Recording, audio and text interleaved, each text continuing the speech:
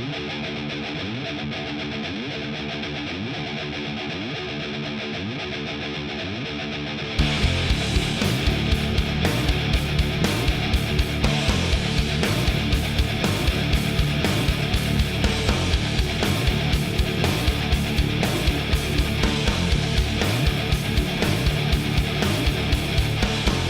and gentlemen, welcome to the podcast where it is clear that Roman Reigns wasn't sitting on the couch eating bonbons during his time off.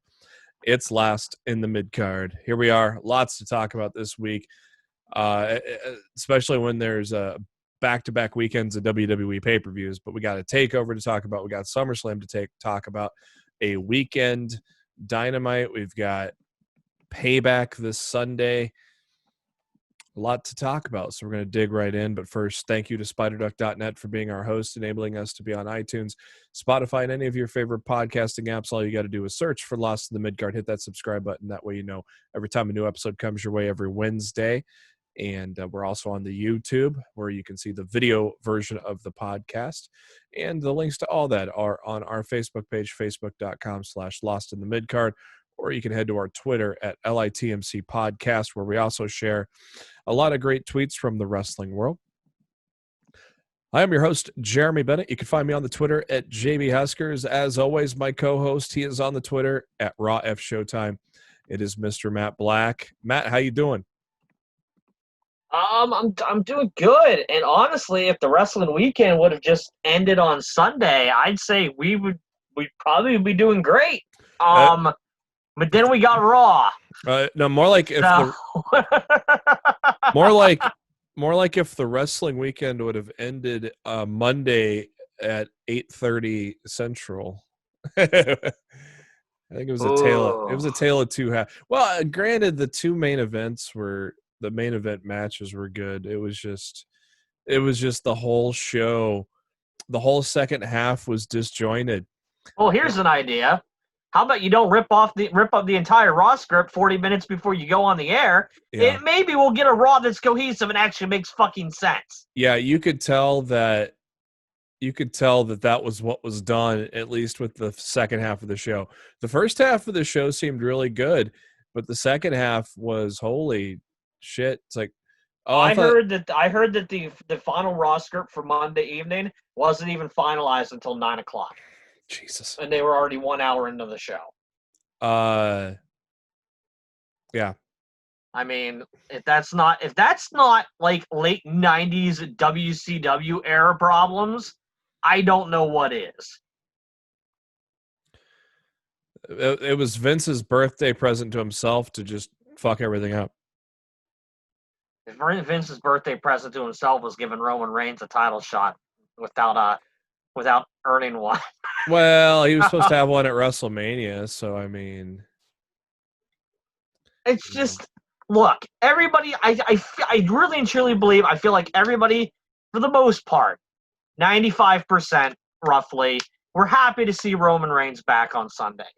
But by immediately putting him in the title picture and hadn't even have a match since March, I'm worried. Like, they're already going to get that backlash. And the only reason they can get away with it right now is because there's no real fans in the crowd. Yeah, This well, is his favorite time ever. Just wait till he wins on Sunday. Oh, I don't roll it out. Whoever wins is pinning Braun. Let me just say that much. Whether Bray leaves with the title or Roman, like, Braun's eating that pin. So he might have had the worst world title run in the last 5 years. I'm hard pressed to think of a worse run than what Braun's had. Well, It's been bad. for somebody that held it for a fair amount of time, I guess you could say. Because it's been so bad.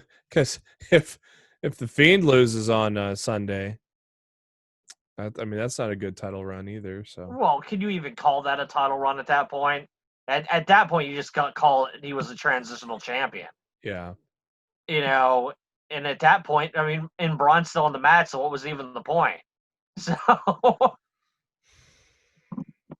yeah, I don't get Vince. Well, I should That should be a shirt. I should just stop. I don't get Vince. I should just stop there, but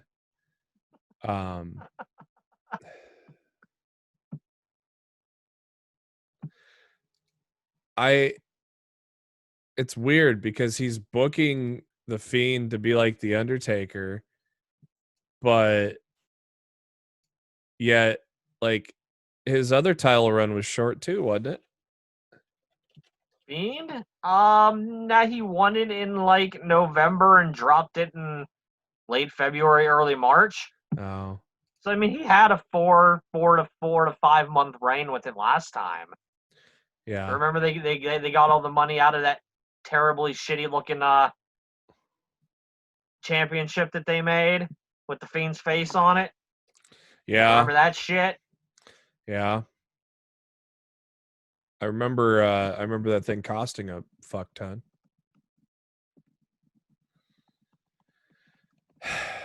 I don't know. I think they were selling it on WWE Shop for like $6,000 or something ridiculous like that. Well, they were only selling them for or they only made how many?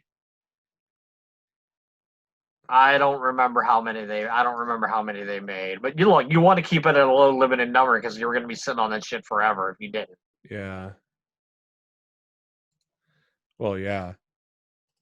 I mean, there's no way an average WWE fan is going to be able to pay or want to pay.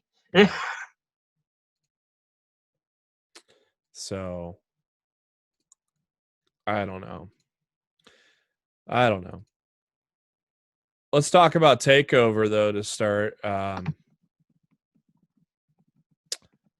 Balor and Thatcher, I think it was probably Thatcher's best match in his short career. I mean, it was a good cage match with Riddle was good, but as far as wrestling matches go, I liked Balor and Thatcher for it being a thrown together feud to start. But I thought it was a good opener, Matt.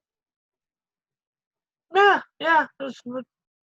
As openers go, it was fine. I mean, it's not going to make the top 5 openers list because there's been quite a few good Takeover openers. Yeah. But I on the show last week, I'd predicted Balor to win the North American title because I figured he was going to beat Dream, and yeah, there's no way Dream should have been in that pay-per-view to begin with. No, I should have thought better and picked Priest because Priest would have been my second pick, but that ladder match was up next, and I picked Priest to win. NXT ladder matches, they don't ever disappoint, do they? No, and I didn't look at the results ahead of time because I watched Dynamite first. Oh yeah, and then I watched Takeover on delay. And I was groaning every time Cameron Grimes was getting close to that title. I wouldn't have minded. I'm like, don't fucking do it. Don't you fucking do it. Yeah, he's doing a good job though. He's a great heel comedy character. I don't want to see him with a championship. Shut up! I didn't use that far enough by myself last week, so I think I used it once last week. Well, for one, I didn't know if I still used Zoom because it was like the easiest way to record video and have a virtual background. I don't know if you watched last week at all, Matt, but I had the Thunderdome from the Mad Max movies in the background. Oh my. Yeah.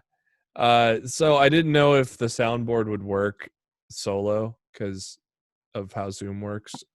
It was weird enough that I could record myself on Zoom. It worked. So, but yeah, the ladder match was good. I loved Candice getting involved and Bronson doing that splash off the top with Candice on his back. That was a pretty cool moment, I thought. Probably the moment that stands out the most to me. And yeah, I agree. Balor probably should have been in the match. Dream, has been gone for a bit. Plus, I said on the show, I go Balor beating Dream can further what appears to be a heel run for him. So, I felt like those were kind of pieces in place to have Dream lose that match last week. But, hey, that's why I'm sitting here and not in Florida, right? I guess so. It's such good shit. Thanks, Fox. Later on, we found out the North American title is waterproof. You can take it into a hot tub. Did you see the picture of Triple H posing with Priest? Yes. That was great. And the trademark point. Got to have the point. So all the people that were hating on Pat McAfee taking on Adam Cole can shut up right now because goddamn he was It was probably the best match on the show. God damn, that was a good match. God damn, he Give Adam Cole all the money. Adam Cole didn't carry him though. I mean, dude, I it don't know if he helped. could have had. Well, I don't know if he could have had that good of a match with, let's say, Damian Priest. Like, let's just use the winner of the last match. Like, I don't think that match would have been nearly as good. That's because there's not many people in the whole company that can sell like Adam Cole. So, that's a big part of it too. But I mean, fucking Pat held his own in there, man.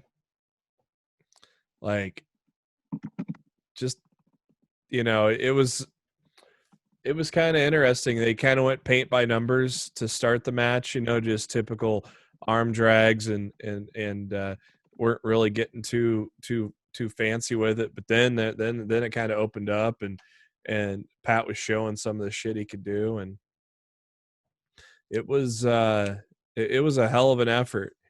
And so that leads us to for debate time now. Best ever celebrity cameo appearance in a wrestling ring. Is it Pat McAfee or Stephen Amell? Oh, I still got to go Amell because Amell's done it more than once. But we're just talking debuts. I'm just saying he proved that it wasn't a fluke. Well, it's hard. Yeah. It's hard to just factor in Amell's debut because it was a tag match. Yeah. But then he went and had that singles match with Daniels at All In. Yeah. And proved he could do it. He could do it singles too. Is Arrow still on the air? No, Arrow hit their series finale last year, I think it was. They won 8 seasons. I wonder once all this shit clears up, maybe Cody can get him back in the fold.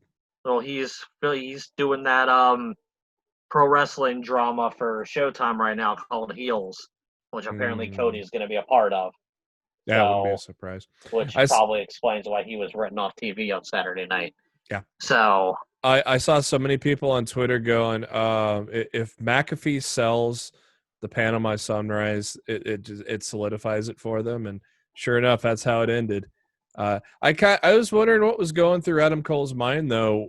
He was getting ready to do the last shot and then changed his mind. I wonder what made him change his mind in the kayfabe sense. What made him go for the Sunrise instead of the last? It's just a bigger, fancier move. Yeah. But Jesus. More on McAfee later in the show, but he said he was hurting pretty bad the next day. As one would when you're not normally used to taking all those bumps. I mean, shit, they went 16 minutes. So tremendous job though. Tremendous job. Then we got a Samoa Joe Supercard commercial. I chuckle because I don't play Supercard anymore. You still play that, Matt? No. I don't miss it at all, Matt. Neither do I. Not even a little bit. Yeah. Mark Cho sending me funny things on Messenger. Yeah, he's the first to wish me happy birthday because he's got a head start considering where he lives. Yeah. Well, I'll give you an early happy birthday right now because when everybody watches, it'll be your birthday. It'll be my birthday, yeah. So thank you, appreciate it.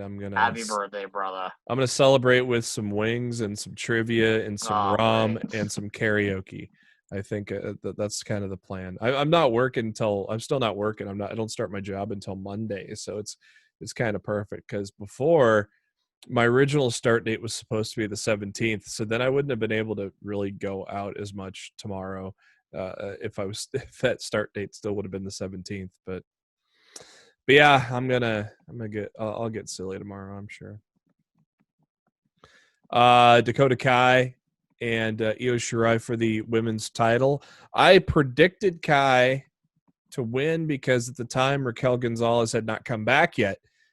And she'd been gone for like a month. And so I'm like, I thought maybe this is the perfect time for her to come back. And but then they had her come back on NXT, the go home show. And I'm like, well, there goes that prediction. Like all my predictions went out the window as soon as NXT aired the next day, Matt. It happens. Hell, damn good match, though, Kai and Shirai.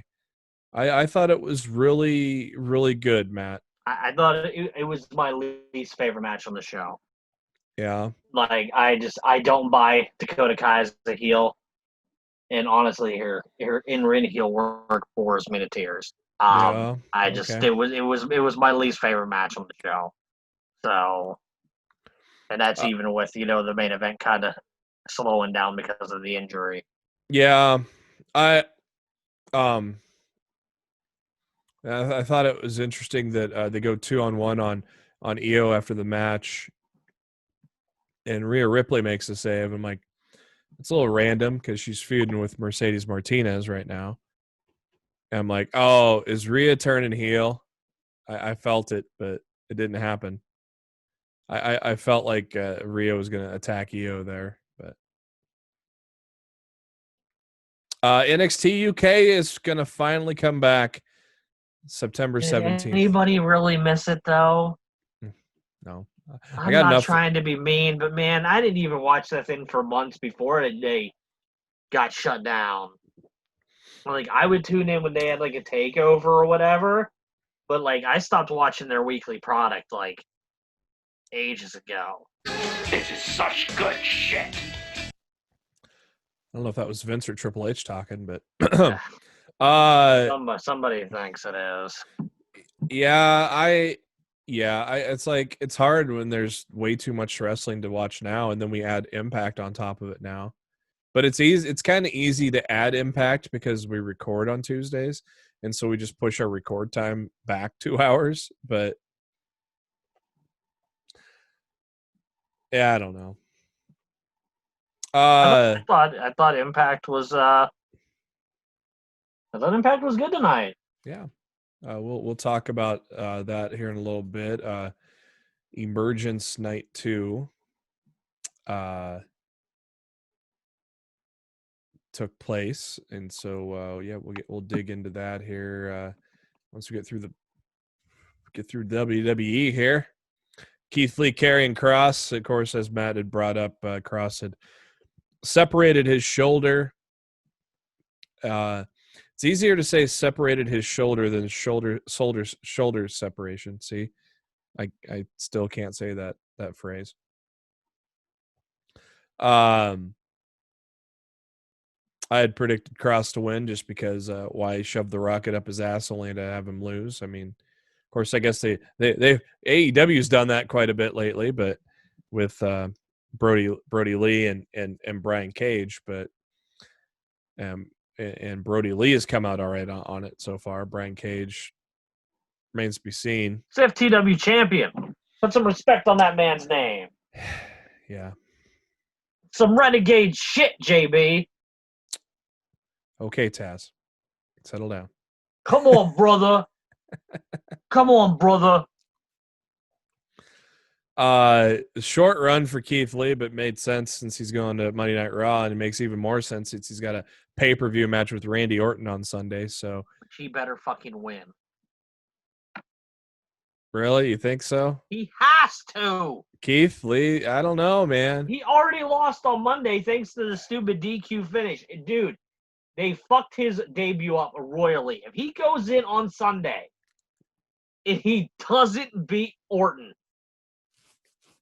what the fuck did they even bring him up for? He's already ruined in 7 days.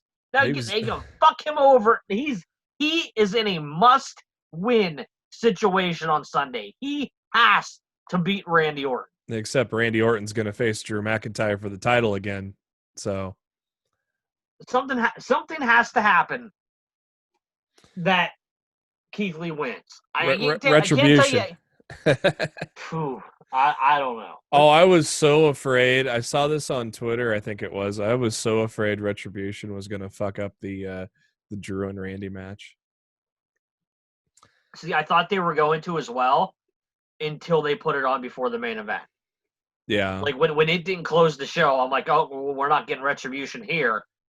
So I thought we would get Retribution during Braun and the Fiend because it was, it was like pinfalls count anywhere, so like a no DQ thing.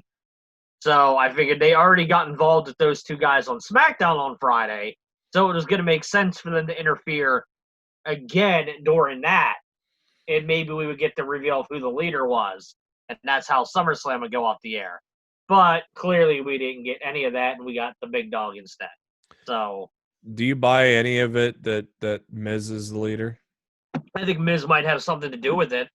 I mean, they're absolutely playing it off to make you believe that the Miz might have something to do with it. They're also making you think that Sheamus might have something to do with it as well. But I don't know if I would say either of them are the leader. I feel no offense to either of those guys. I know they're both former world champions and whatnot, but I feel the reveal of the leader has to be bigger than either of those guys for this stable to work. So I think it's clobbering time. That's who I would have brought in. That's how I would have closed SummerSlam. I'd have called up Punk in August and be like, look, well, how much money is it going to cost to get you back? And I'd have made the shit work, and I'd have brought him in, and I'd have had Retribution, no contest at main event, and I'd have had the leader step forward, unmask and be CM Punk, and I went off the fucking air. Because look, you want people to tune into a pay-per-view in 7 days' time. You want people to tune into Raw the next night. If the world catches wind of the fact that CM Punk is back, you want people that'd have been a good way to do it. You want people to resubscribe to the network? At this point, if I'm WWE, I'm desperate. So Takeover overall, nothing like, oh my god, like we've seen in the past, but still a real good show, I think. Yeah, it was weird. I thought after SummerSlam, I thought Vince finally got tired of the Retribution idea and killed it till last night. It's not dead yet, pal. And clearly Ciampa's not a part of Retribution. I thought he might be at first, but well, it would have made sense since we hadn't seen him on NXT in forever. Yeah, but he's going to be returning on tomorrow. So, well, the NXT needs the help right now. So, do ya? Yeah, they do. Yes, they do.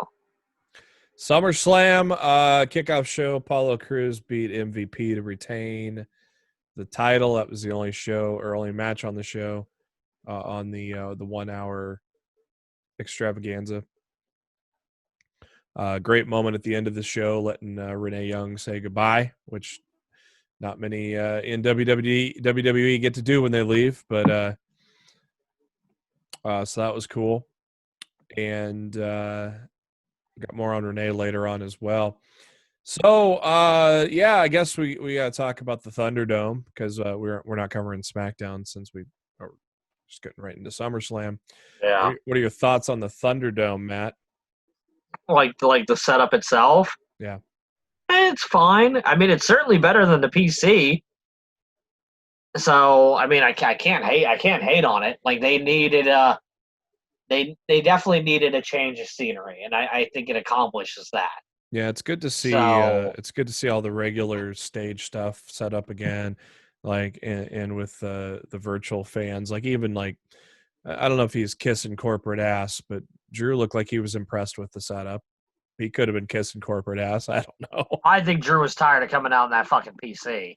Yeah, So I think honestly I think some of the wrestlers are just like thrilled that they get to see something different.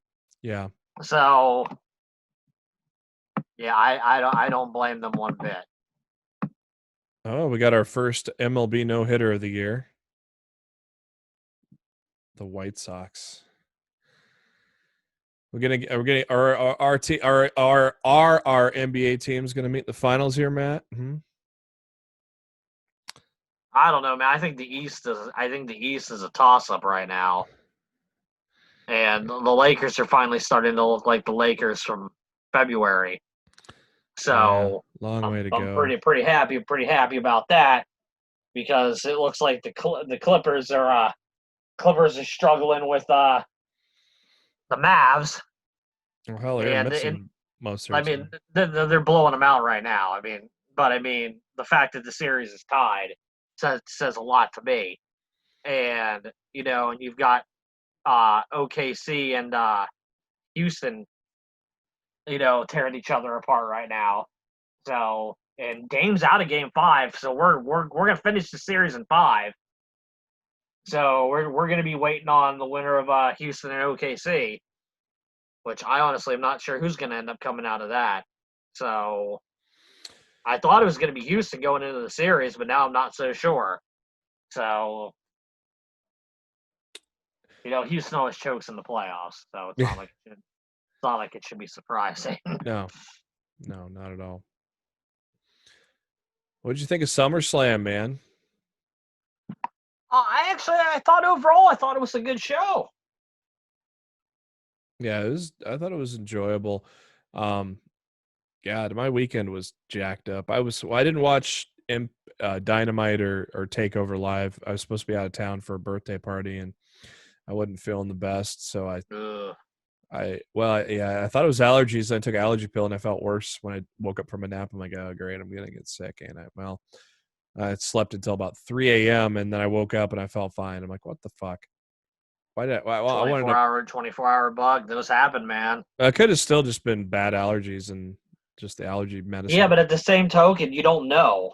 Yeah. And like. Well, yeah, I didn't want to take a chance. Yeah, I was gonna say, let's say you tried to power through and the cold took hand and you made it even worse and you were sick for days. You made the right call. Especially in the climate of the world that we're living in right now. Yeah. So I watched Takeover and Dynamite back to back starting at 3 a.m. on Saturday. and then I slept through almost all of SummerSlam. I was just tired. It was just that weird sleep schedule. So I woke up for parts of SummerSlam and then I'm like, oh.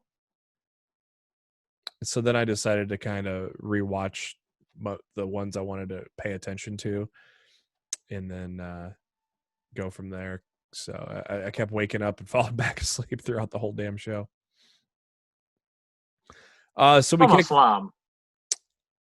we kicked things off with Bayley and Asuka. And thanks to Sasha Banks, Bayley retained the title. I was a little surprised there. I thought at least if anybody was going to lose, it was going to be Bayley. I definitely rather would have had it be the other way around as well. But as soon as I saw Bayley lose to Naomi in like a minute 30 on SmackDown Friday, I'm like, fuck, she's retaining on Sunday. Is it still true that Sasha is yet to successfully defend a title? Defend a singles title on the main roster, yes. It's becoming a running joke now.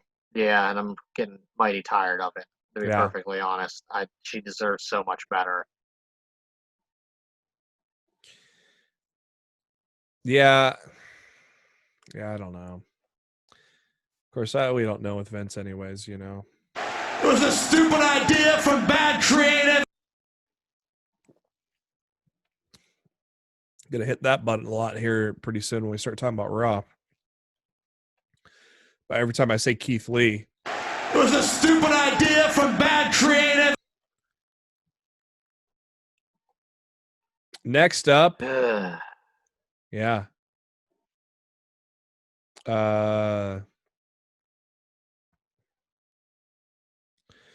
Next up is tag team titles. Street Profits against Andrade and Angel Garza. Pretty short match for a title match, and again, I figured the titles would change here, but they didn't. But I'm really glad they didn't. yeah, I'm kind of in that boat as well. I'm not sure where they're going to go here, but I think the tag champs are switching brands when the draft happens this year. yeah. I think Street Profits will go to SmackDown, and they'll move whoever has the titles on SmackDown at that point over to Raw. Yeah, I wonder. I mean, I think we're leading towards Angel Garza and Andrade splitting up. I mean, shit. Yeah. Remember when Angel was supposed to go back to NXT? Yeah, that's what I'm saying. Like that duo was not long for this world. So I did not want to see them get the tag titles. Exactly why I don't want to see Baszler and Jax get the tag titles on Sunday either. They're gonna though. I really hope not. I really fucking hope not. It's the beginning of the end. You want to fucking hear me rant next week? Oh boy. Well, we're gonna hear Matt rant next week. They better not do it. They better not do it. Well, There's too many other teams that can be deemed as credible to take those titles from them on that roster. Don't fucking give it to them. Next up, Sonya Deville, Mandy Rose changed from hair versus hair to loser leaves WWE for obvious reasons. Yeah, very with obvious. The home invasion. I thought these two had a great match, 10 minutes. I think perfect timing for a grudge match, non-title. I think they had perfect time, right amount of pace. I think finally Mandy Rose might eventually break through and maybe start getting to that title picture here pretty soon. I thought they had a good match here, Matt. Yeah, I thought they had as good as match as could be expected under the circumstances. I can't imagine that either of those women are not still rattled. Oh yeah, that experience, because I know personally I would be. So I can only imagine how they feel because they went through it. But yeah, I think they performed as great as they could have done given the circumstances in front of them, and give Sonya the time off that she needs, and hopefully we'll see her back down the line. Yeah. I don't think she's gone for good. No. There's also no reason, if she was going to be taking time off, there's no reason to shave her head. Yeah, that was the thing. 'Cause you got. That's why they changed the stipulation, because she's got to go to court, and et cetera, et cetera. So yeah, how dumb would that have looked? Yeah, trying to have to explain that to the freaking to the judge and stuff. Glad WWE we're all right, let's think about this for a second. After type of deal, and and made some changes. And at least the son of a bitch is going to have to rot in jail. No judge ordered no bail. So, thank God. After the match, I thought Otis was going to cash in his Money in the Bank on Mandy. It was funny. He's running out holding the briefcase, so it's like he's going to cash it in on Mandy. Mandy needs to work on her caterpillar, though. Yeah, it wasn't very good. It was like a reverse caterpillar every time she tried doing it. Like her body was doing it in reverse. It's not what she gets paid to do. So no, I love the short hair on her though. I don't hate it, but I don't love it. Yeah. So. Speaking of great debuts, I guess this isn't really a debut because he was in a tag match. But solo debut for Dominic Mysterio. Not enough can be said of the work the great work he did here in this match. Of course, again, look who you're going against. You're going against one of the best wrestlers in the world today. But at the same time, Dominic still held his own very well, didn't he, Matt? Oh yeah, I mean, to me, you got to give Rollins just as much credit as you give Oh yeah, Adam Cole from the night before. Like, yeah, it's both not excellent in-ring generals that help these these people that aren't really amazing in-ring technicians by any stretch of the imagination, but they made them look really good. And I look, I think honestly most of them have a future in doing this if they want to. I think definitely Dominique does, and I think I think if Pat wants to continue to do this stuff in the future, I think he could too. Yeah, it's crazy how in WWE you hardly see a lengthy, well played out feud, and the feud with Seth Rollins and the Mysterios has been I've enjoyed almost every minute of it. It's been a very good feud, and ain't really over yet with the tag match, but I thought Ray and Murphy did great as the secondary players in this match, and using Angie as well. I thought they're doing a damn good job with this story, in a world, I don't know how far back, at least a decade, but in a world where WWE just rushes storylines in and out and doesn't have any long-term effort into anything outside. It's they have some long-term effort sometimes, not all the time, but most of the time they put their long-term efforts in at WrestleMania. They don't always do it then either, but but yeah, they're doing a tremendous job with that storyline for sure. I have not yet seen it yet, but following SummerSlam was WWE 24, talking about WrestleMania. Of course, the oddity of no crowd for WrestleMania and all that within it. So I will try to get that watched sometime this week. Did you check it out, Matt? Yeah, I thought it was a good special, but I mean, I like every 24 special that they ever put out. So yeah, they don't really fuck those up at all. Raw Women's Championship next. Sasha Banks, Asuka. Typical good match with those ladies. No surprise, we've seen it before. The big story out of here was Bayley wasn't taking the bullet for Sasha. That's why, I mean, this whole fracture thing. That's why I think Shayna and Nia are winning those titles Sunday, Matt. Sorry, but you're going to be ranting. Dude, it's going to be hardcore ranting if that happens. Because it's falling apart. If they lose the tag titles, that's it for them on Raw. Yeah. And that means we're going to have to see Nia Jax on 2 fucking shows. Oh, maybe you don't 3. Oh, 3, Matt, because that's what you want. I know you want that. I fucking don't. I don't. I no. Good shit. Like there's no reason to take the titles off of them yet. They want to do Sasha. They can do Sasha and Bayley at Hell in a Cell. They've got weeks and months to build up to that match. When they don't need to drop those titles yet. They just fucking don't. No, I think they need to hold the title. Honestly, I don't think they're going to. I think they're going to lose them. But honestly, I think they should drop the titles to Liv and Ruby. Yeah, I'd be okay with that. They could use a good push. I said it on Twitter last week. I think you get the Riot Squad back together and you call up Shotzi Blackheart. I think she'd fit in well with those two. I think that'd be to redo the Riot Squad once again. You really want 2 people with green hair in the same stable, though? Yeah, we'll dye Liv's hair at the same time. No, God. It's 2 different shades of green, Matt, so we'll be okay. Probably the match of the night, Drew and Randy. I would say it was, in my opinion, it was match of the night.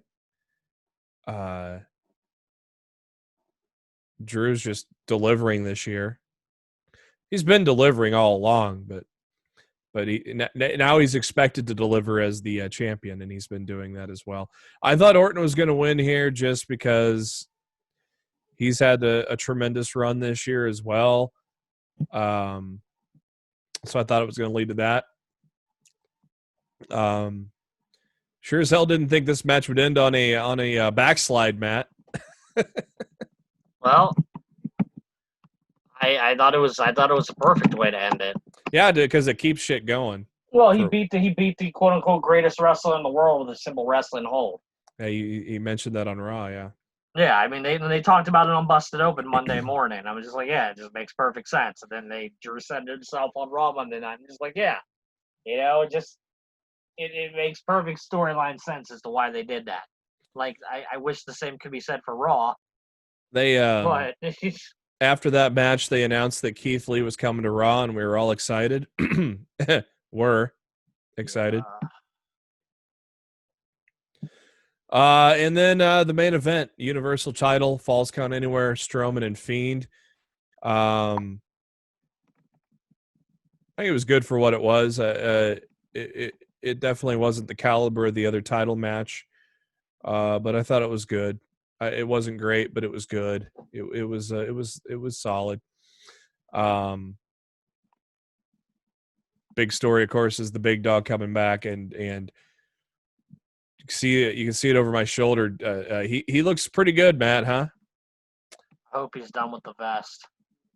Yeah, I mean, I would not wear a vest over that ripped ass body. Jesus Christ! And if you also notice, they didn't play his old theme either. So I'm hoping he's got a new theme. I hope they give him a brand new fresh coat of paint on Friday. I guess I didn't notice that they play any theme? They didn't play it. Nope. No. No theme to go off the air. You know, normally they love to play the theme of whoever is left standing at the end of something like that. Yeah, they left it at They didn't play anything, so I'm just like, oh, interesting. They left it at kind of the shock factor and go off the air that way. Yeah, I'm hoping new gear. I'm hoping new theme. Like give like freshen them up. Give them brand new everything. Yeah, I guess we'll talk about the title match for Sunday later and dissect that. But everything at the end of this with Roman was fucking great, wasn't it? Yeah, I thought it was a great return. Yeah, like I definitely didn't see it coming. So I really didn't. I didn't expect to see Roman back until there was a vaccine out there. I'm happy to see him back. Fucking shoving those lines down our throats. I'm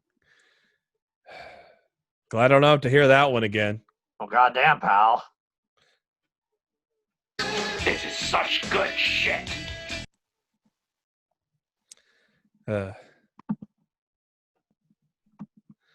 I don't know. I honestly think SummerSlam was better than Takeover, Matt. You know what? This might be the first ever time we could actually say that a main roster brand show was better than the Takeover before it. I'm pretty sure we've said it once or twice. It's rare. I can't ever recall saying it. I remember it happening once or twice. I don't. I can't tell you when. Maybe Mark Cho will let us know, but I know it's happened once or twice. Maybe for you. I don't think I've ever felt that way. Probably one of the best pay-per-views of the year outside of the Rumble, but of course the Rumble had a crowd. Yeah. Plus the Rumble had Edge. True. We were buzzing that whole time. All right, let's get Raw out of the way. Drew kicked it off. Mentioned that he beat Randy with a wrestling maneuver. Vince's favorite word. What a maneuver! Then Orton came out and attacked, and Gorilla got some action over the weekend, didn't it, Matt? Gorilla got some action with Strowman and Wyatt on Sunday, and Gorilla got some action with Orton and McIntyre on Monday. Speaking of Gorilla, Will you stop? That position looks so much different now in the era of what we're in now.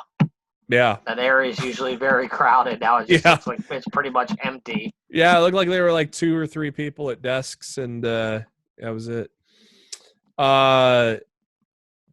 Again, McIntyre's sitting up after taking a punt. So are we neutering the punt or what? HBK didn't sell it. Well, it's the HBK got hit with it. Yeah. Like for real. He couldn't sell it because he legitimately got his fucking bell rung and he didn't know where the fuck he was. Oh, that I didn't hear that. Yeah, that's what happened. Like he legitimately got clocked with it. That's why all of Orton's punts on Monday, you could tell that none of them actually hit freaking Drew because now they have to be careful with that move. Our buddy, because he legitimately clocked HBK with it last week. Our buddy Scott Burris at Extreme Gamer, he posted a GIF in response to that first punt. WWE put a video out on it or whatever on Twitter after it happened, and he retweeted it with a GIF, and it said "swing and a miss." Did you see Matt Jackson get his receipt on Randy Orton? No, I saw that. I saw Orton talking about you didn't even hit anybody. Yeah, well, there was a video of that missed punt on Instagram, and Matt Jackson added Randy Orton and said, "Nice landing, but you didn't hit anybody. Make sure to say hello to Claudio, Generico, Kevin, and he just named like the people off that like Orton did, and I was like, that's fucking good shit." Yeah, that's funny as shit. Oh, we got don't dish it out if you can't take it, Orton.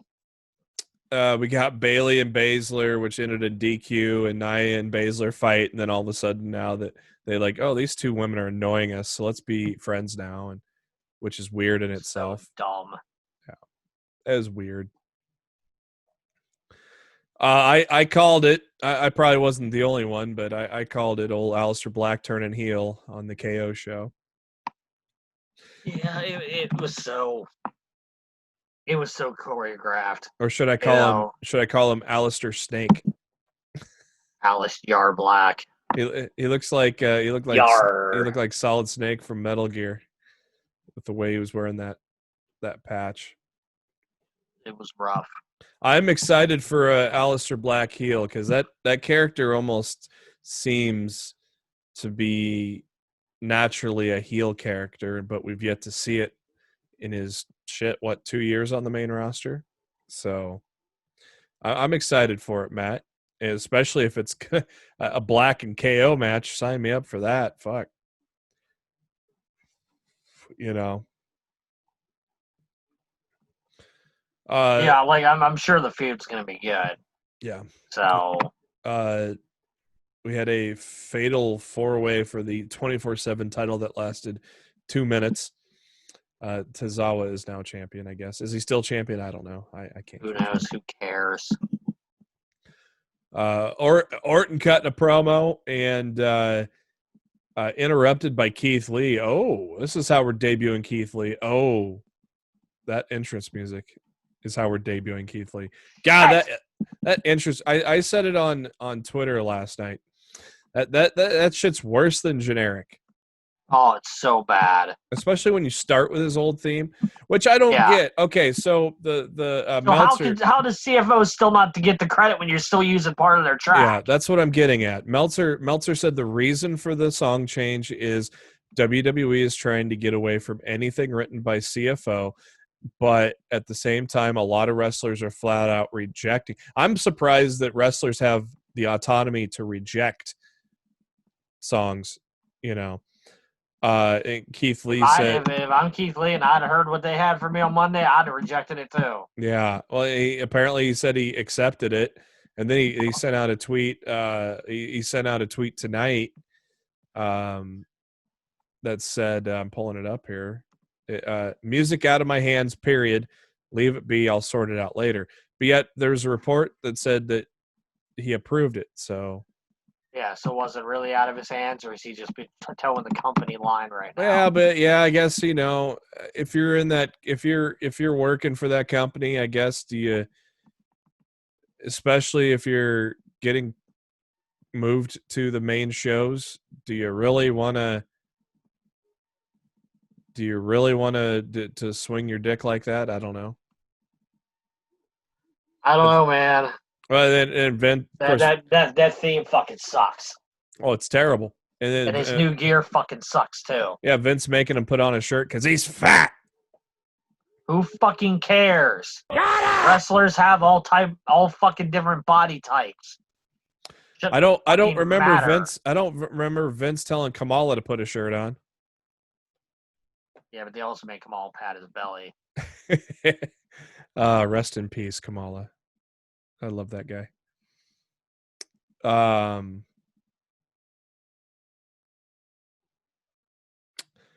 So we got Montez Ford, Angel Garza 1-on-1. We're still doing that stupid Bachelorette story. Might have helped if she's like a decent actress, but she's not.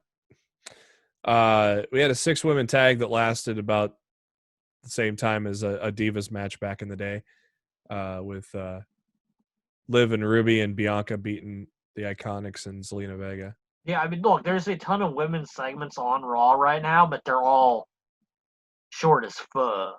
Yeah. I mean, it's good to see Zelina in the ring more often now, which is good because we all know she can wrestle. But we need more Iconic and Kevin Owens segments, man. Those are gold. Oh, the old arm wrestling challenge. Who's ever been excited for that? Nobody. And Natalya and Lana. They do good numbers on YouTube, though, so go figure.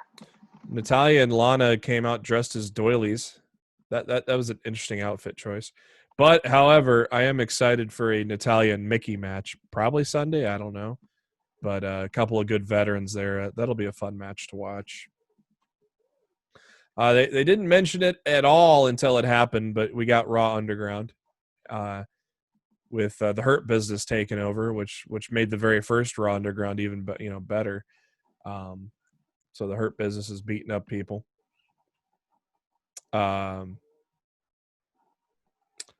Lashley and Ziggler had a little go at it in Raw Underground as well.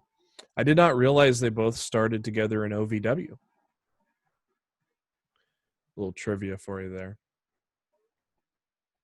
Orton and Keith Lee, as we mentioned earlier, ending in DQ with Drew McIntyre. Then later on, Orton attacked as I think it was Sarah was interviewing. Sarah or Charlie, I can't remember who was interviewing Drew. Good camera work though, because guess what, Matt? On that Randy Orton attack backstage, I didn't see it coming. But two more punts. So if you're counting at home, that's 3 that Drew McIntyre ate. So I was like, now, okay, if McIntyre eats 3 punts and then wrestles Orton at Payback, are you really neutering the punt? But that was back before I knew why Sean was not selling the punt. Yeah. Sean got legitimately clocked with it. Which I imagine would really fucking suck. Then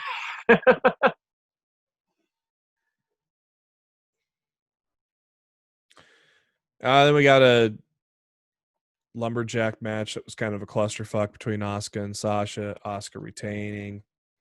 More Raw Underground with Cedric Alexander.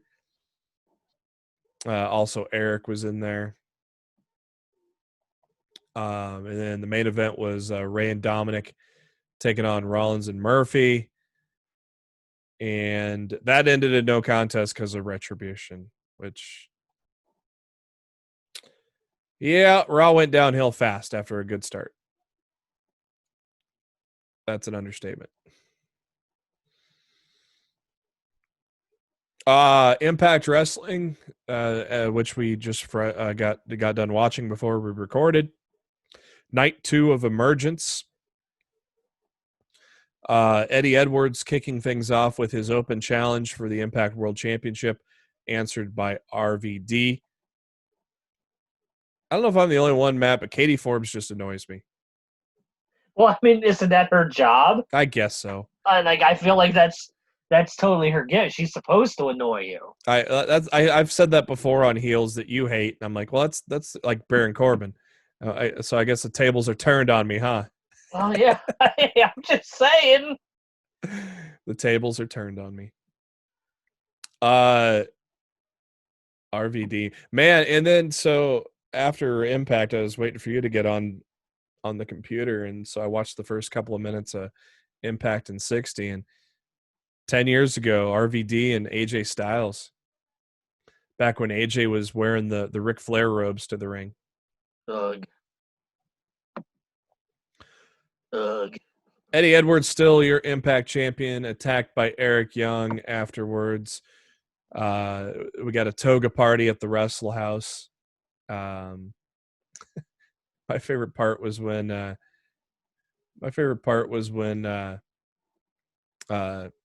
can't remember which Diener threw powder in the other Diener's face. It goes, Fuji! That kind of cracked me up. And then they did it again when Swinger was trying to hit he was trying to hit Bravo, I think, and ended up hitting Crazy Steve.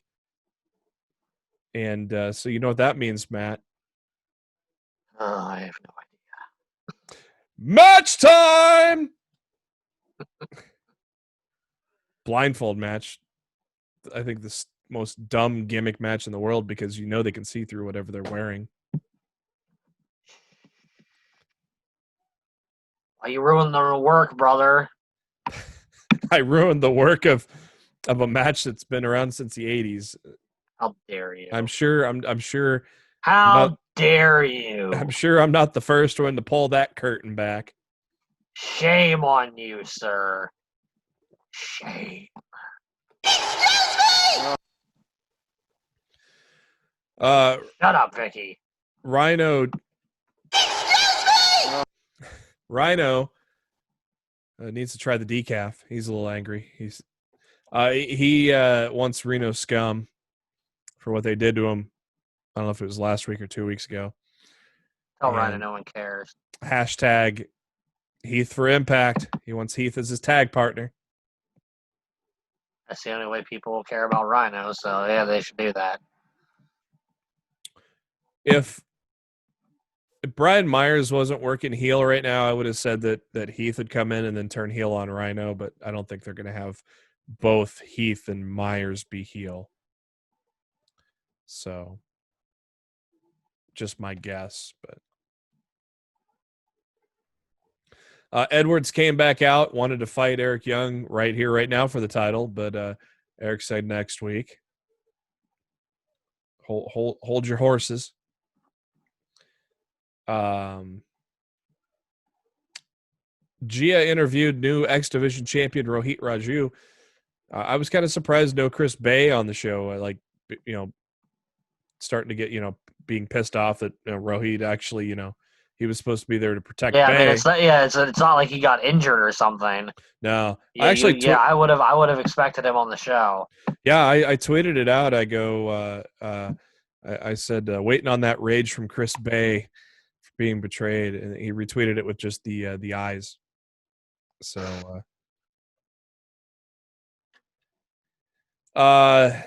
locker room talk with the Rascals. Lots of weed jokes.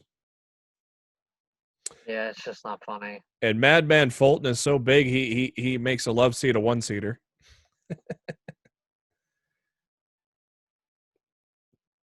We had a little hacked promo from Sami Callihan. Maybe he's the leader of Retribution. Probably be better whenever WWE ends up coming up with. Fact. So next week, I think the feud with him and Van Dam are continuing. Flashback to an EC3 defeated Angle for the TNA World Championship, and he's got a promo on how he must destroy the belt. Cat's out of the bag. Also, what you had told me a few weeks back, Matt, about Yep. a Ring of Honor. Yep.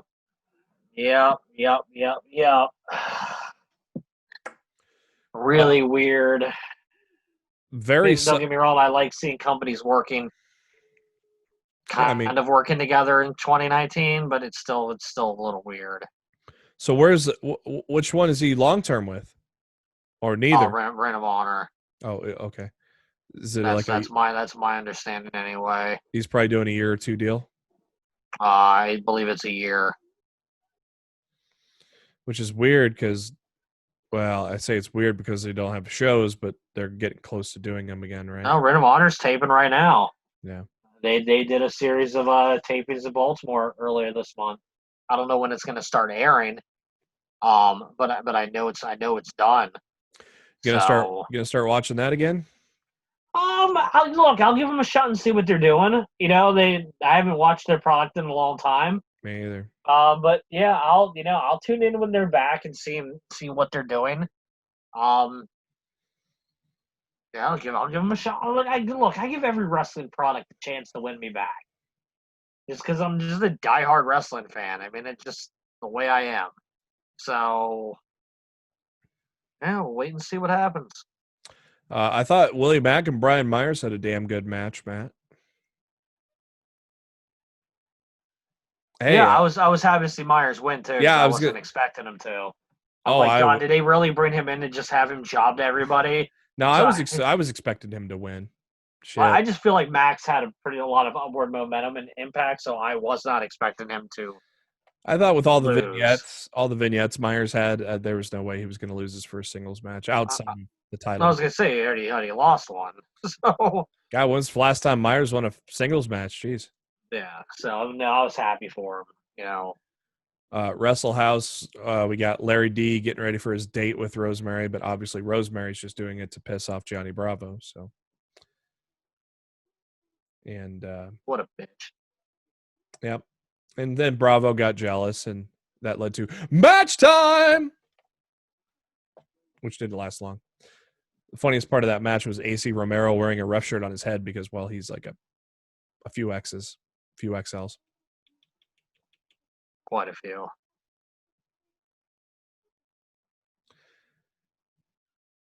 On paper, Wrestle House looks completely fucking stupid, but it's better than half the shit WWE does.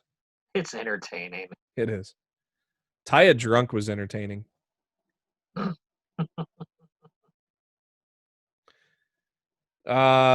else do we got?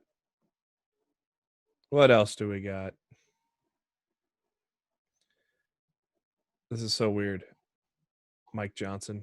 He put like the same two paragraphs of Wrestle House back to back. Like I'm like, wait, I'm reading on. It's like, wait a minute, I just talked about this. Main event time, 30-minute Iron Man match. First time ever for the Knockouts Iron Man match between Deonna Purrazzo, Jordan Grace. They went about, I would say, 25 minutes before the first fall. And then Grace got the first fall with a rear naked choke.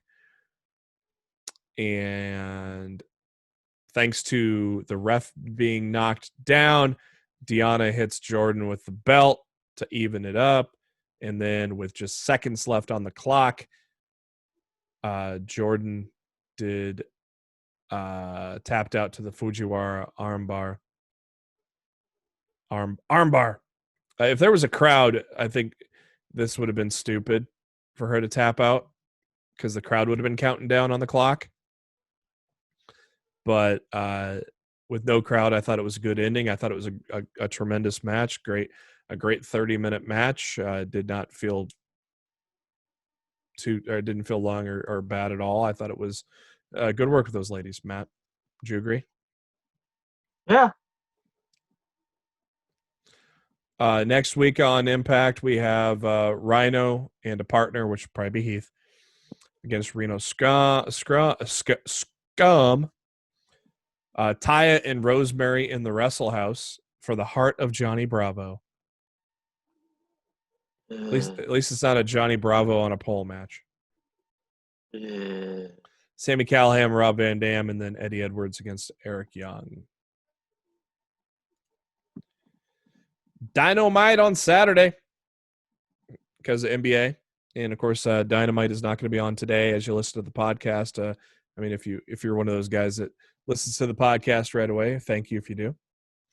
Dynamite on Thursday this week, so make sure you plan accordingly. I had to watch this on the TNT app, Matt, because NBA cut into the DVR. Yeah, it didn't start till like 6:30. So, like, I checked, it was like 5:50 in the game, so I had like 8 minutes left, and I'm just like, oh Lord! So I just typed the DVR, it's like extend record time for 1 hour. Yeah.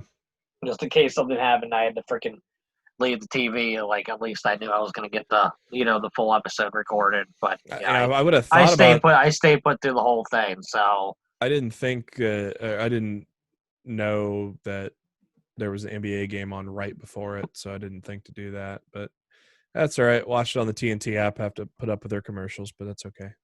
I got it watched. FTR and Private Party had a good, damn good tag team match there to start things off. FTR is now 6-0.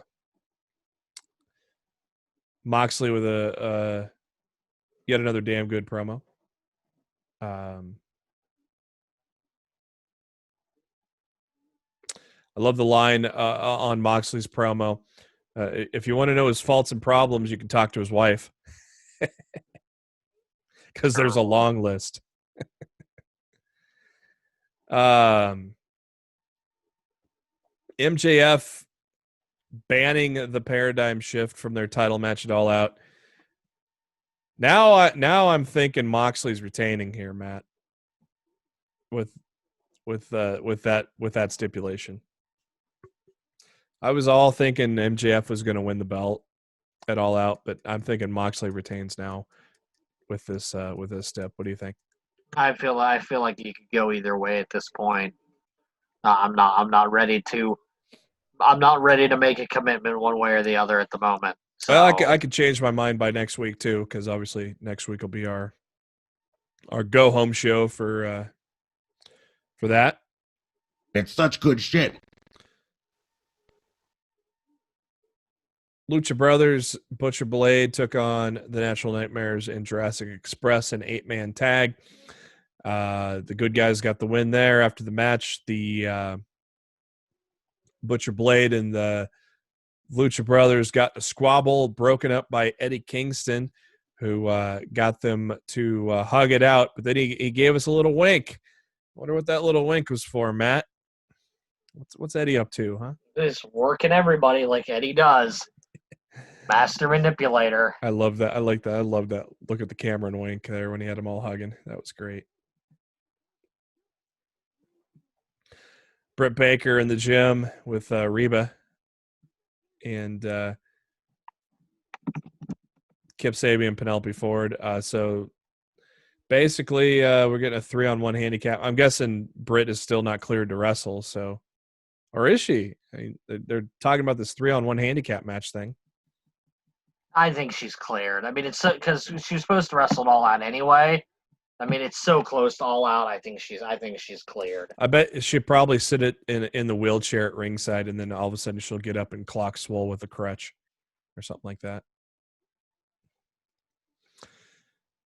Shivani was supposed to interview Orange Cassidy, but Jericho interrupted and announced that the rubber match at All Out is going to be a Mimosa Mayhem match. Jericho talked about how he was the king of the matches because he created Money in the Bank, but I don't know if Mimosa Mayhem is on that level, Matt. As long as it's going to be fun, I mean, that's all I care about. Like, I think this has the potential to be fun. So Inner Circle beat up on Best Friends on a little 5-on-3 situation. And Orange Cassidy got introduced to a little bit of the bubbly.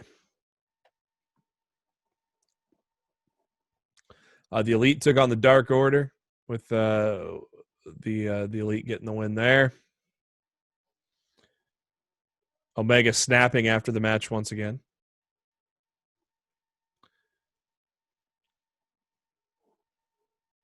I know Hangman fits better with FTR and whatever Four Horsemen-like group they're going to do. But do you think Omega is the guy that does this? Because it's going to be a heel group. They're teasing the return of the Cleaner. Yeah. So, I mean, I don't know if you need the Cleaner to be in a faction. I feel like the Cleaner can be his own entity. I think Heyman turning on Kenny might be enough to unleash the Cleaner. So, and I know I've seen it a lot on the internet. You know, a lot of fans are not thrilled with how Omega's really been booked in AEW, and I think they'll be happy if the Cleaner comes back. Those people. Yeah, look, it's like, he's held gold all year.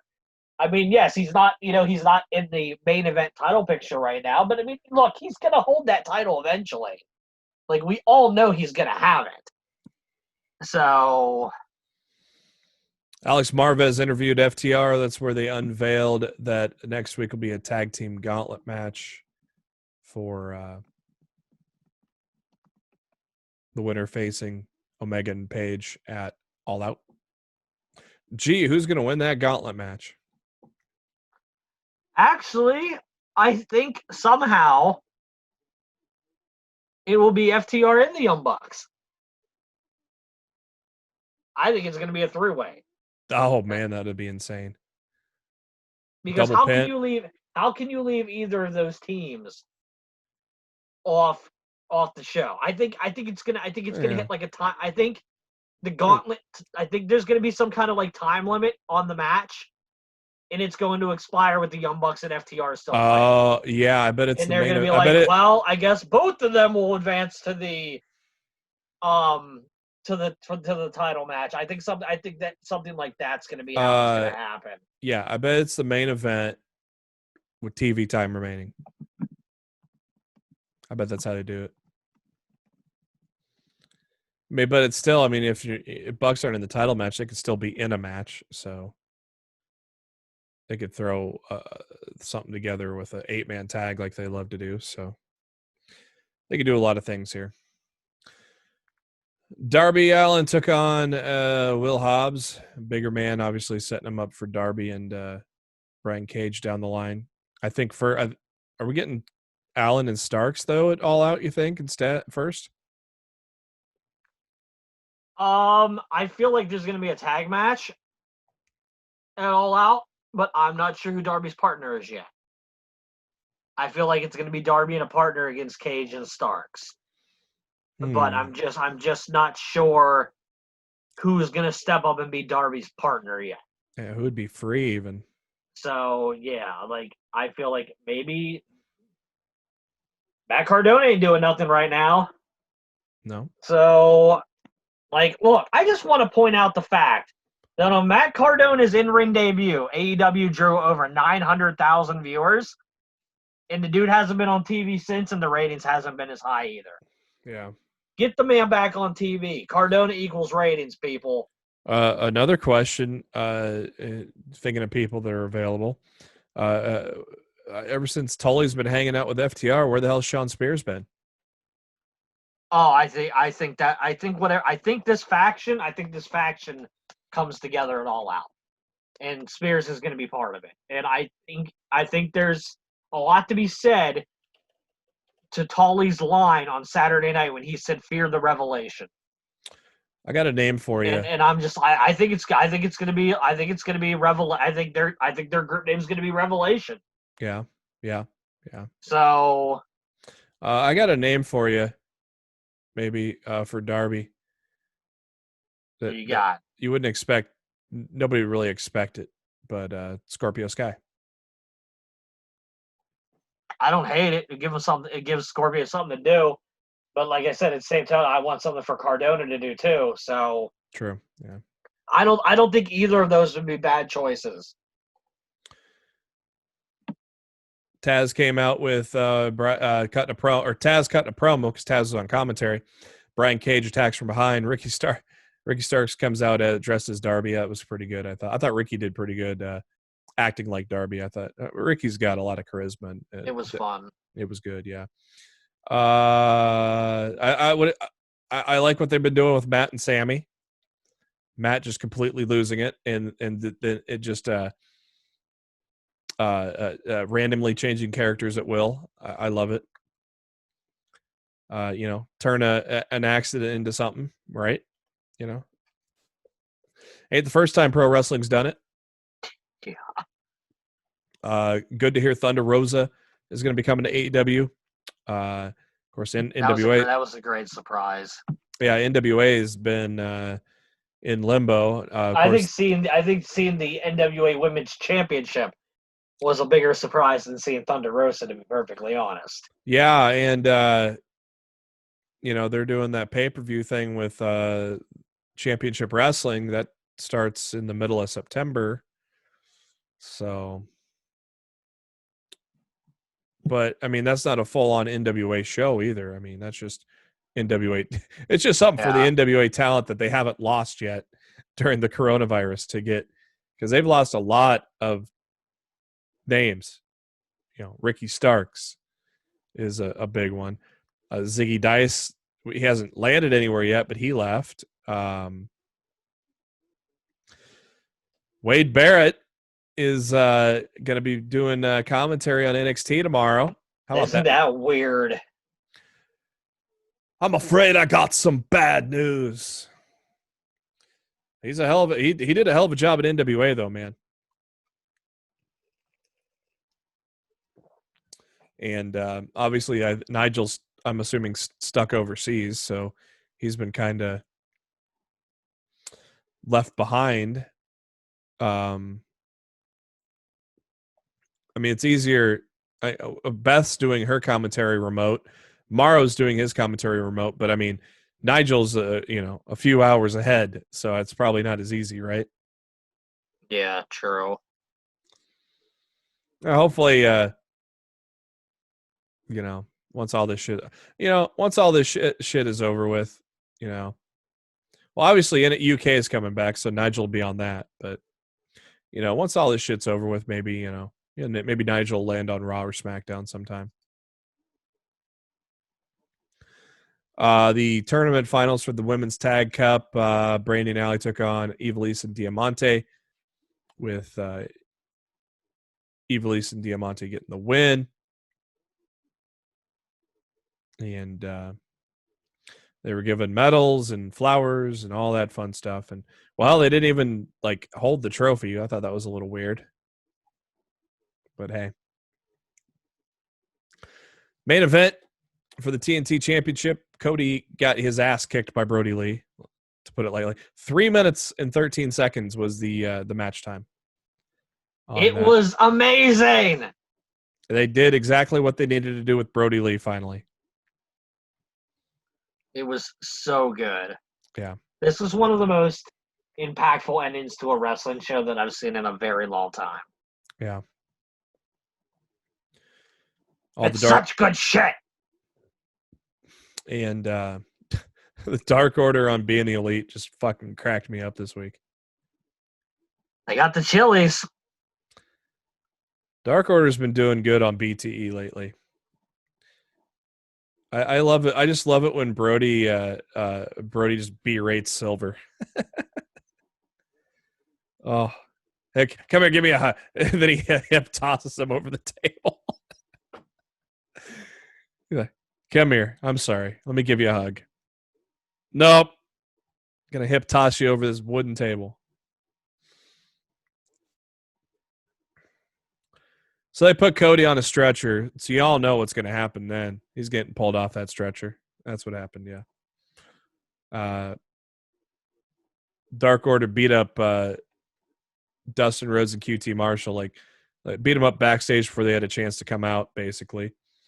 Brandy comes out laying on top of Cody. So, hey, where's Anna Jay at? There she is.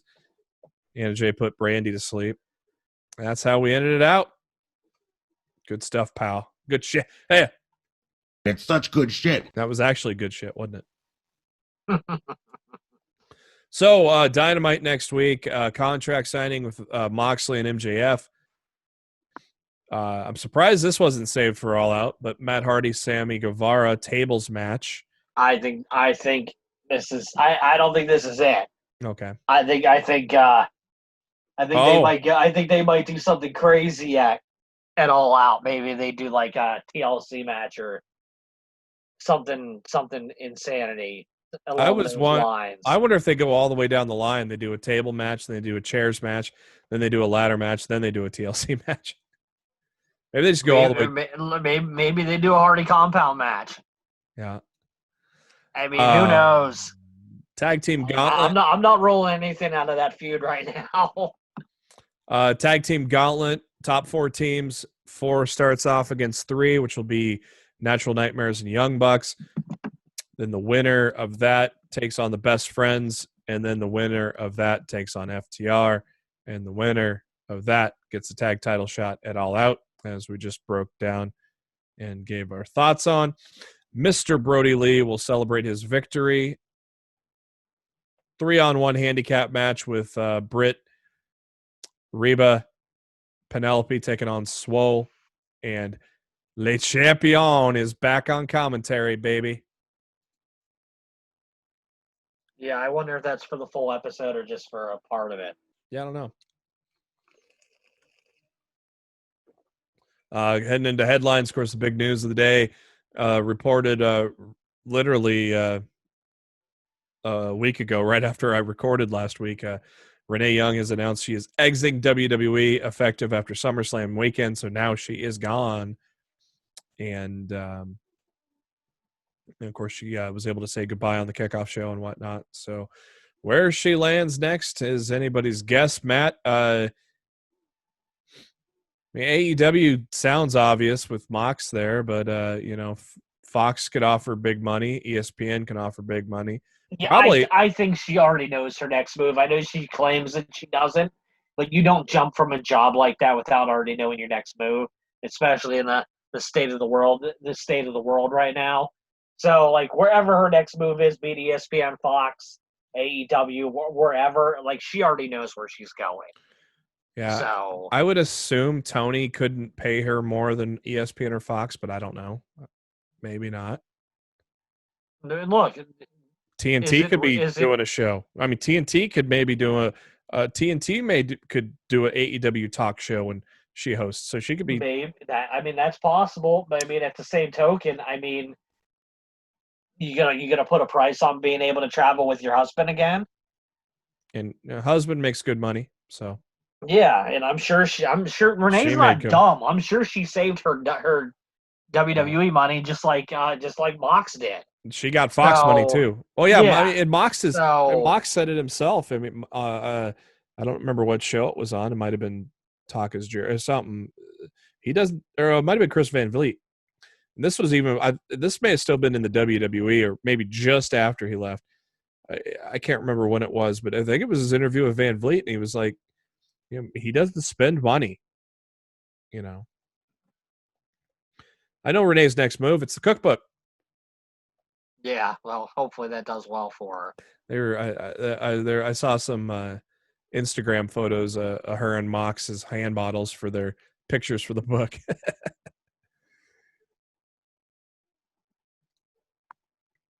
Triple H conference call discussed the Velveteen Dream situation, said they looked into it and found nothing in regards to the allegations, and then also mentioned that he was in a car accident, so that's why he had been off TV. And not many people buying the fact that they looked into it and found nothing, but what am I to say, Matt? Yeah. I don't know what the fuck happened. I mean, yeah. You can do a lot of things with Photoshop nowadays. Truth. So, Bound for Glory was officially announced last week, October 24th, live home pay-per-view. I think Eric Young wins next week, and Rich Swann returns the week before Bound for Glory to face him. Maybe. That's what I kind of felt while watching Impact tonight. Yeah, I don't know. We'll see. Yeah. I mean, we threw out our predictions 2 weeks ago of Swann like coming back at Bound for Glory, but now with this title match happening this week, unless of course, title match could end in a, you saw what happened. I mean, D'Amore got knocked on his ass tonight. Yeah. So a standard match may end in a double count out, double DQ. Yeah. Like, so I would not be surprised to not get a finish next week. Yeah. So a few documentaries have been pulled from the WWE Network that all pertain to Bret Hart. Because I think a lot of it has to, speculation from Mike Johnson is there's some Stampede Wrestling stuff in there which the WWE does not own. So I think some of the speculation is they're pulling it to edit it and then re-put it out there, possibly.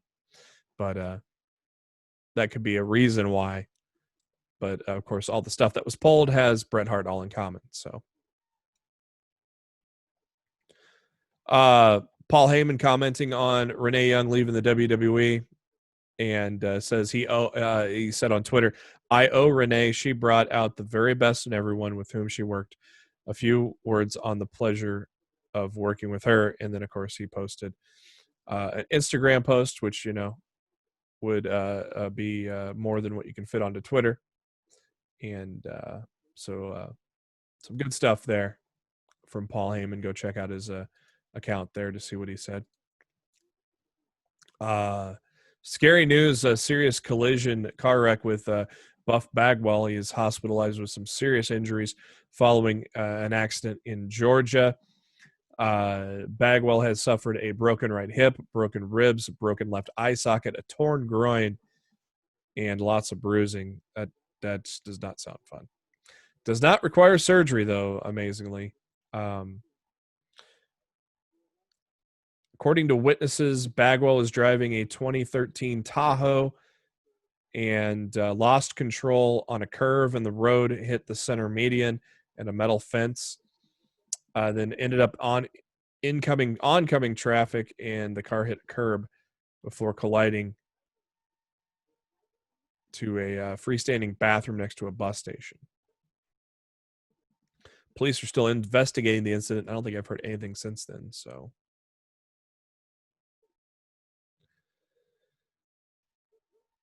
it's been announced that Nick Aldis has joined Fight TV. I guess as for studio or show, like show work. I didn't quite understand that. No idea. That announcement, but it just seems like, even though Corrigan said the NWA is fine, the Bullet Club was fine at 1 point too, right? we all know what happened there. Well, the Bullet Club still exists, so maybe that's a good sign. Yeah, but we all know it died on January 1st, 2019.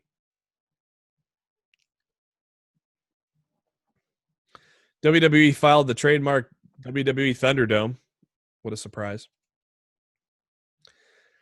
Due to NHL, NXT has to move their schedule now. Instead of Wednesday, September 2nd, NXT will air on Tuesday, September 1st. How dare you go head-to-head with Impact? Shut up! Oh, Vince, you didn't even know what was happening with NXT. Shut the fuck up.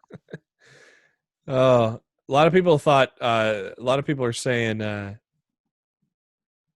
like, all this stuff, all this back and forth. AEW moved their show to Saturday to compete with NXT. Oh, WWE's doing back-to-back pay-per-views to compete with AEW. It's like, we all know they're doing both. Both sides are playing chess with each other, right? It is official. The deal with the XFL for Dwayne The Rock Johnson and his group is done, complete, and signed, sealed, and delivered. So time to go to work, Rocky. Hopefully give us football next February. Dude, I don't think anybody should be worrying about bringing back a football league right now until this world comes back to normal. I don't even expect the NFL to get through their season. So yeah, hard telling. WWE has launched a secondary shop called the WWE Legends Shop.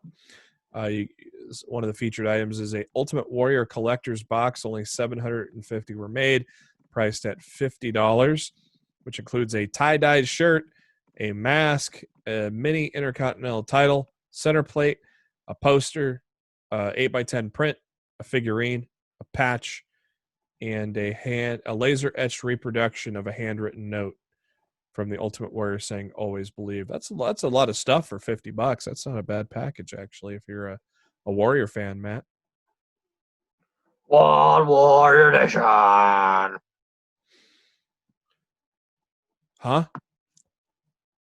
About as coherent as his promos. I still flash back to when Hogan and Warrior in WCW and had that vignette of Hogan looking in the mirror. Oh boy! You know what that was? It's such good Trust shit. me, I remember it clearly. Talking Smack is back, but well, one of the main reasons why it was so good is gone. So good to see it back. Weird that it's on Saturday morning or whenever. They obviously probably tape it on Friday, but I don't know. Why don't they just air it live like they do Raw Talk, you know? Kayla Braxton, Xavier Woods. God, Xavier's got to be close to being ready to come back, right? Seems like he's been out I don't forever. know. I don't remember the date of when they were out, so I'm not sure. God, I can't believe Talking Smack was 3 years ago. It doesn't seem like 3 years ago, does it?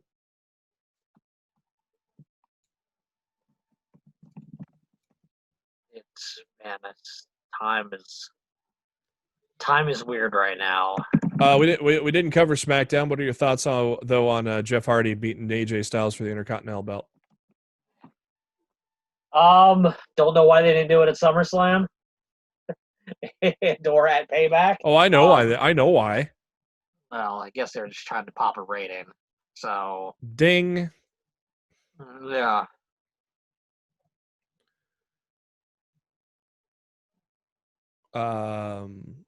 It says Xavier Woods has been announced as on the website as one of the hosts, but last night's SmackDown listed Kayla Braxton and The Miz. So I didn't watch it, so I don't fucking know. Me either. No. Without Renee Young and Daniel Bryan, it's not going to have the same magic, so I really don't care.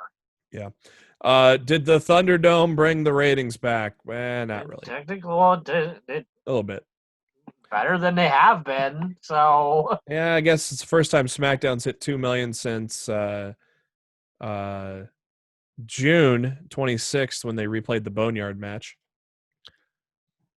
2.618 million. They gained roughly 200,000 viewers. So it gained, but still, I mean, it didn't put butts in the seats, so to speak. NXT saw a good rating with no competition. 853,000 viewers tuned into NXT unopposed last week. AEW with 755,000. Not a bad number for a Saturday night, is it? Yeah, not bad at all, man. I mean, 40,000 viewers less than the Wednesday that they last aired on. Not bad at all. And their demo, 18 to 49 demo, basically, it was literally identical to the week before. So, Turner's got to be damn impressed. So, and Raw out of the SmackDown, Raw saw the biggest jump, about almost 400,000 more viewers than the week before. Raw gets its first 2 million viewership since April 6th, Matt. That the night after WrestleMania. That's the last time Raw had over 2 million viewers. It was almost 5 months ago. 2.14 in the first hour, 2.045 in the second hour, 1.9 in the third. That third hour did better than the last 8 Raws. So a lot of people tuning in after SummerSlam. And guess what, Matt? That show sucked. It's probably going to come crashing down next week, ain't it? Well, we'll see. I mean, it's going to be another Fallout Raw after another pay-per-view, so yeah, maybe they'll be able to maintain. I think it'll heavily depend on what happens to Payback. Yeah. So yeah, we'll wait and find out. Did you tune into any of the DC Fandom 24-hour live stream that aired here this week? Yeah, I actually saw a good bit of it. John Cena officially announced for Suicide Squad. That Batman trailer looks fucking good. Riddler Samoa Joe is voicing King Shark in the Suicide Squad video game. Yeah, that video game looks good. That's from Rocksteady, of course. Yeah, I wish it wasn't fucking 2022. Mm, Been working on that game for years, Rocksteady. Why the fuck do you need another 2 years? The team behind the Arkham games. Gotham Knights coming out by WB Studios. Looks really good. Bruce Wayne presumed dead, but everybody and their dog believes he's faked his death. But the core game, you take control of the team of 4: Robin, Nightwing, Batgirl, and Red Hood. That looked good too, Matt. I'm excited for Gotham Knights. That's 2021, so we don't gotta wait. Yeah, thank God. Yeah, we don't gotta wait. But that looked good too. I was impressed with that. Did you like it? Yeah, it should be fun. Look, as long as Batman's not really dead, I'm good with it. Because I want to play as fucking Batman. So yeah. The whole I'm a big Batman fan, so with the Court of Owls storyline, I feel like that's the way he's getting to infiltrate them. So I think he's alive. Black Adam also was discussed with The Rock during the fandom as well. Yeah, Black Adam should be pretty dope. More trademarks by the WWE: Timothy Thatcher, Shotzi Blackheart, Scarlett, Robert Stone.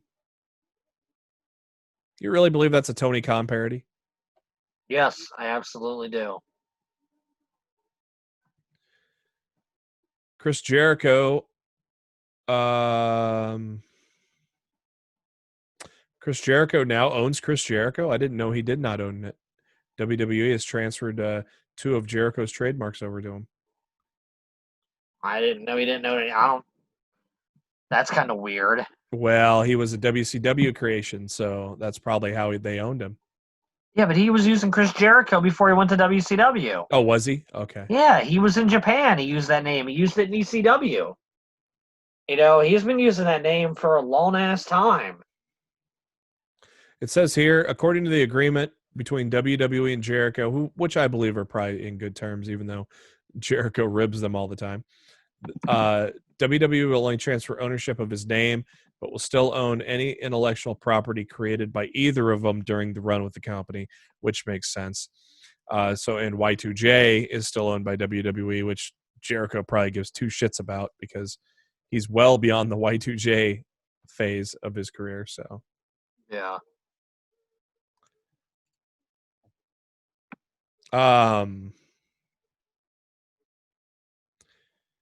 Rock tweeted about Black Adam. You've waited long enough, as have I, thousands of years to be exact.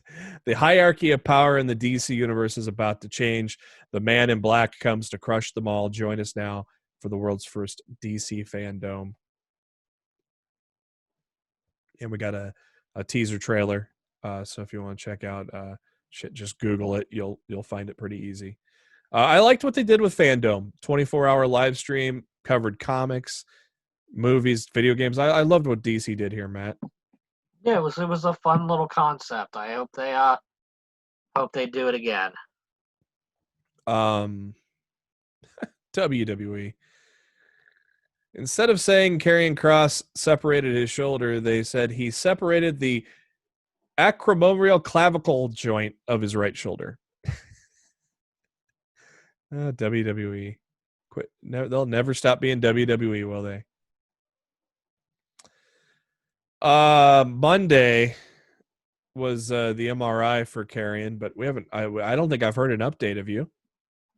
I have not. No. I wonder if they're key. That's why he's leading off NXT, and they're keeping that close to the vest. Yeah, I mean, well, it's not like they have to go up against anything Wednesday night, so I'm not sure why they're too worried about it. I mean, the NBA playoffs are probably going to whoop their ass again, like they did last week. So, Shut up! I'm just saying. What button have I not used tonight? Oh, here we go. You stupid idiots!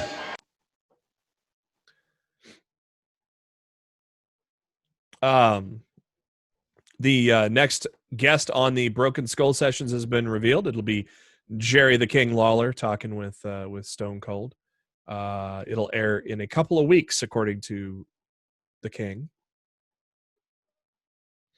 And Sonya Deville, upon losing to Mandy Rose, simply tweeted, "Goodbye."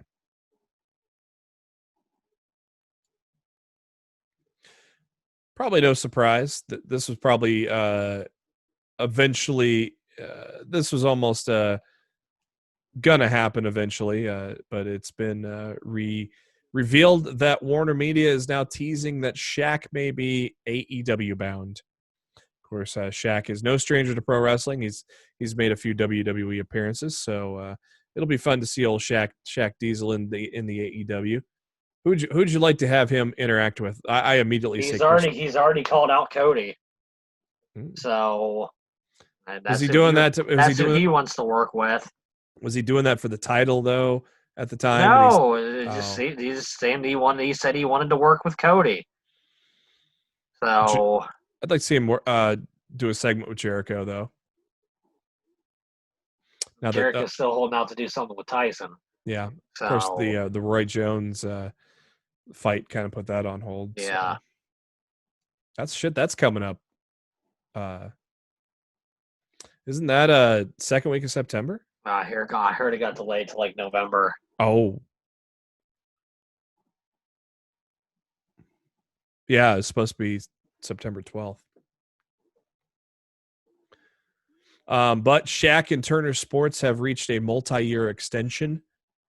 Again, I've said this for years. NBA on inside the NBA, best sports show on TV, hands down.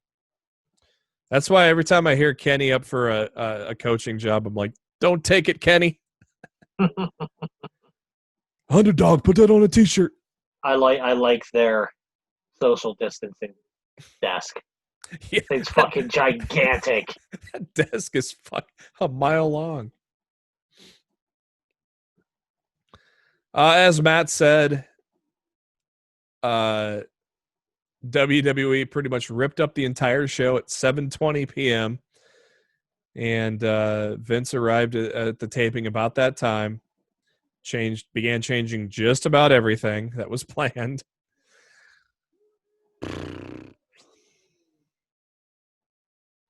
Shut up! Man.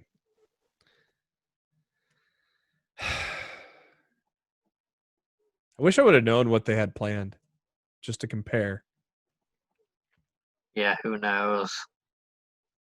Pat McAfee told ESPN that he has no currently scheduled appearances going forward with the WWE.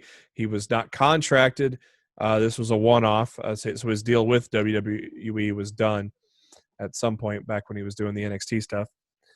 He goes, he was quoted, to be completely honest, I'm not 100% sure what's going to happen. I'm not under contract to do anything else with Mr. H. I love what he calls him Mr. H. I assume he and I will talk at some point. And Triple H said he made it clear over the weekend there will be discussions because it was pretty much well received across the board. I know when it was announced, everybody thought Cole was going to job to Pat. So everybody on the internet was bitching and moaning. But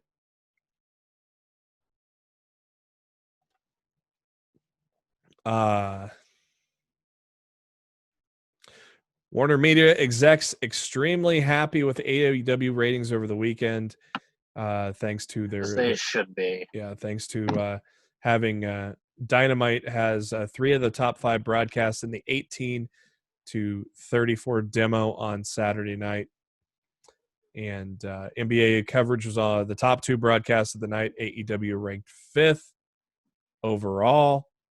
So Warner Media had 4 of the top 10 shows on Saturday night.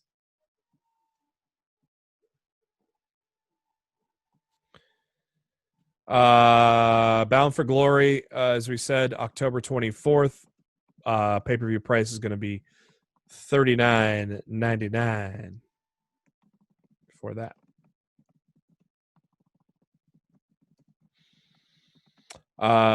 Renee Young may be done with the WWE, but she's not completely done, as she will join The Bump on Wednesday. Nobody cares. Yeah, I've not seen Nobody watches The Bump.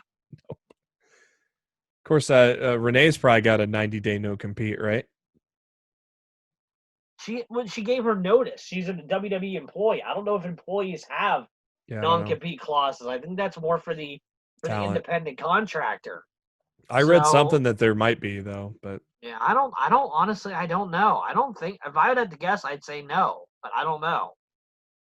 Karrion Kross on his Facebook page said, I am overwhelmed by the outpour of support on here since Saturday.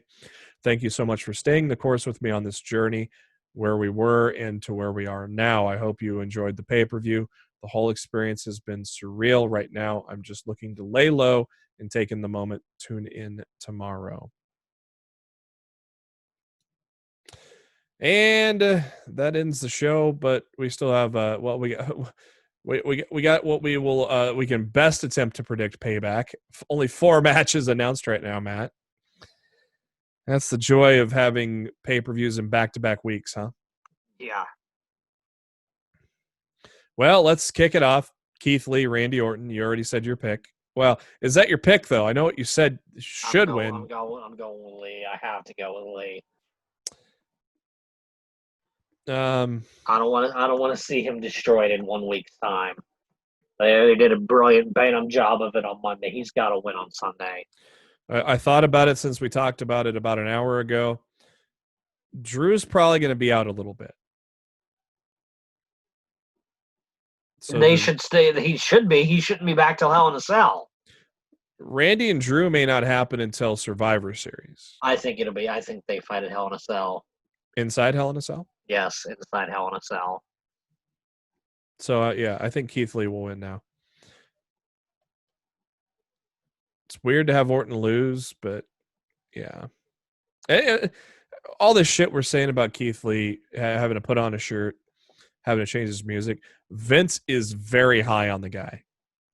He wouldn't. I hope so. He wouldn't be starting out with Randy. You wouldn't be able to tell that by how Monday went. It was a stupid idea from bad creative And bad musicians, too. Ugh. Trash. No holds barred triple threat match for the Universal title. The Fiend, Strowman, Roman Reigns. I know the internet's going to blow up if Roman wins. I don't think Roman wins. I got a weird feeling the Fiend keeps it, Matt. Like I said, it's whoever wins is pinning Braun. Who are you picking, though? Shit. I can't put it past Vince not to throw the title right back on Roman. I can't. I got to go Roman. But Roman's been erased from WWE history up until now, so Yeah, but dude, I don't think he puts the title on him. I gotta go Roman. I'm sorry. I just don't. Look, I won't be shocked if the Fiend retains, but the only outcome of this match that would shock me is if Strowman left as the title. Yeah. So, United States title: Apollo Crews, Bobby Lashley, Matt. This has got to be Lashley's time. Yep. They've been building Lashley steadily all summer. And he's not gonna go for the world title right now. I feel like he's got to win. The Hurt Business has been tremendous for WWE so far lately. They've been a big part of WWE lately. So I agree with you. I agree. Bobby Lashley is gonna defeat Apollo Crews.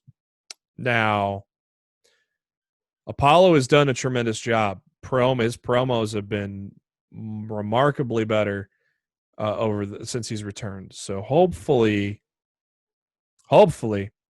Crews does not get pushed. Hopefully, they put Crews in maybe a tag team and maybe put him in the tag title convention thing. Another thing for this match, Matt, maybe Cedric Alexander costs Apollo Crews. So I think it's inevitable that he joins the Hurt Business. I wouldn't be surprised if they swerve everybody and Ricochet ends up joining. That'd be cool too.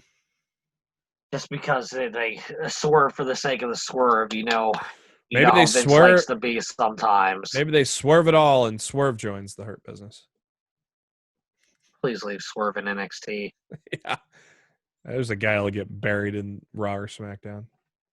It was a stupid idea from bad creative. Yeah, I would just be thrown on 205 Live. Oh, wait. Let me put my finger back on that button because Bayley and Sasha Banks versus Shayna Baszler and Nia Jax. It was a stupid idea from bad creative. The story of the crumbling of Bayley and Banks losing all their belts is going to continue. And new WWE Tag Team Champions. And we all are going to look forward to a rant from Matt because Shayna and Nia are going to win the titles. It's not happening. That's my story. I'm sticking to it. And Matt's going to be ranting. I can't wait for the rant. It's coming. Will you stop? That's going to do it for Lost in the Midcard this week. Thank you to SpiderDuck.net for being our host, enabling us to be on iTunes, Spotify, and any of your favorite podcasting apps. Make sure you search for Lost in the Midcard. Hit that subscribe button. That way you know every time a new episode comes your way, typically every Wednesday. And we're also on the YouTube, so make sure to subscribe. Give us a like, share us on YouTube. Give us your comments also, anything you hear. We'd love to hear your comments as well. So give us all that and the links to everything on our pinned post at facebook.com/lostinthe-midcard. You can also go to our Twitter at LITMC Podcast, where we also share a lot of the great tweets from the wrestling world. Matt is on the Twitter at Raw F Showtime. I'm on the Twitter at JB Huskers. And we're right off into the sunset. Get ready for another pay-per-view in back-to-back weeks. Matt, what are your final thoughts? Don't fuck up Keith Lee this Sunday. Don't hold your breath. Held. Very weird that we're getting back-to-back weeks of pay-per-views. Let's see how that works out. I think I see why they did it now with Roman Reigns coming back. Maybe that's what they just wanted to rush him into a match. I don't know. Yeah. Oh, that's exactly why they did it. Yep. So, hopefully, for Matt's sake, hopefully we don't make him want to rant next week. For the viewer's sake, they probably want to hear him rant.